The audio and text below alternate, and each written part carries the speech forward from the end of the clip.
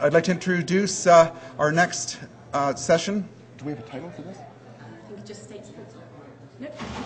There we go. Well, there it is. It's the 9/11/3/11/77 connection. And we'll welcome back our two presenters, Annie Machon from UK, who's already given a couple of presentations this week and was our keynote speaker just a little while ago. And then Ian Crane, who's heavily involved in the UK 9/11 Truth Movement. And he's going to give us the PowerPoint presentation. But let's have the beginning of the session with Annie Machon. Please welcome Annie Machon. Well, thank you very much for that. It's a pleasure to be back on a stage. I'm getting quite used to this now. It's great fun. I'm not going to take up too much of your time this afternoon because I know Ian's got a lot of detail around all three of those attacks, which show a lot of mirror imaging going on between them. I really just want to reiterate a few things that I said last night. Start off by making the point that we are always tarred with the brush of being conspiracy theorists. Now, I'm sorry, I've worked on the inside. I've seen a number of these things going on. This is not a theory, this is fact. And the sooner that more people wake up to this, the better, because we can start affecting some serious change. The things I just want to run over very briefly in terms of what we saw. I want to re-mention the Gaddafi plot.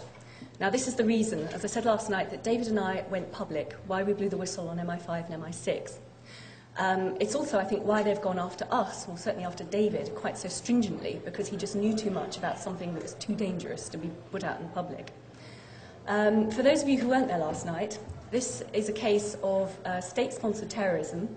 It's a case of a Western intelligence agency, which was MI6, the James Bonds of the world, going ahead and funding our terrorist enemies, Islamic extremist terrorists in Libya, in an attempt to try and assassinate a foreign head of state.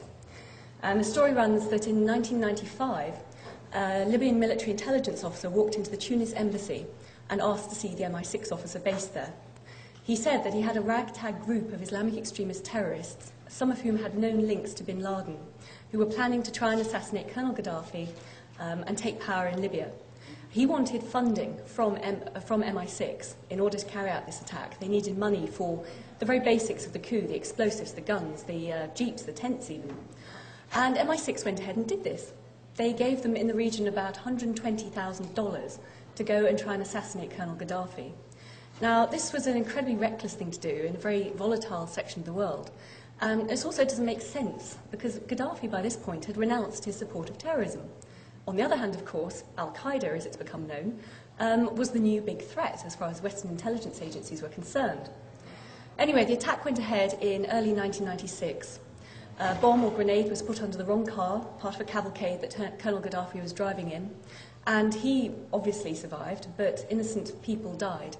Not only the ones travelling in the car with the bomb, but also in the ensuing security shootout. So innocent bystanders standing there waving their Libyan flags as Gaddafi went past died in the shootout.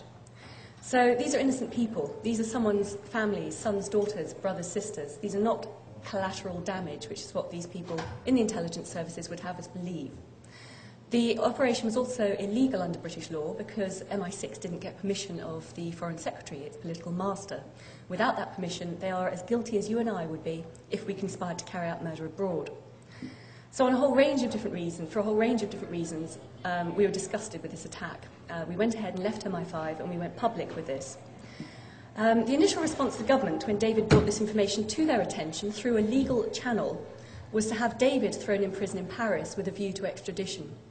And also, of course, to, at all costs, avoid a public inquiry into this allegation. And they managed to do that by wheeling out the then Foreign Secretary, a man called Robin Cook, who's now dead, to appear on a high-profile political show in the UK called Breakfast with Frost on a Sunday morning. This was the day after, well, this was the week after the story appeared in the national press.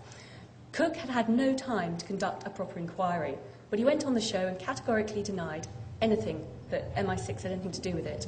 He said that there was absolutely no basis in fact to Shayla's allegations, and that it was pure fantasy. Now, subsequently, other information has come out into the public realm that proves what Dave said is true. There was a leaked document from MI6 that came out in the year 2000 showing precisely the attack, precisely the plot that David had talked about. Also, information has come out via the French intelligence services pointing to the fact that there was a man called Abdullah Radwan, who was the Libyan military intelligence officer who went ahead and carried out this attack. He's subsequently been killed. So this is manifestly not pure fantasy. But to this day, the Foreign Office will say it still is. And they expect to be able to get away with it. And of course, with the current form of government in the UK, they can. There is still no public inquiry. And now running through that very rapidly, and also there are a number of other cases of state-sponsored false flag terrorism that we saw, both in Northern Ireland, where MI5 employed agents to penetrate the IRA, and then allowed them to run amok, even to the extent of killing other MI5 and army agents to maintain their cover. It was completely immoral. There was also the case of Mossad bombing its own embassy in London in order to shatter a Palestinian support network in London and to gain greater security around their embassy. So I'm just raising some of these issues, really to highlight the fact that these are not isolated instances. Of course the intelligence services and rogue elements of the government will cover up for them. Of course the intelligence services play dirty. But we expect them not, if they're going to do that, to a certain extent, at least to do their job properly and protect us. And certainly in the UK, we are not offered adequate protection by MI5 and MI6, as we saw with 7/7. They play fast and loose with our lives. We're just, collateral damage if we get caught up in a terrorist activity in our own countries. So this is part of a pattern. It's part of a power play on their part, and it's part of jobs for the boys. They want to ensure that there is always a state of perpetual warfare.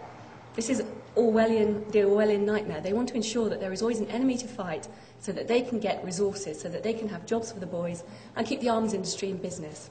And that's the real plan behind all these things. So with that background in mind, I'd like to pass over to Ian, who's going to say a few words about the similarities behind the modus operandi of all these attacks. Thank you very much.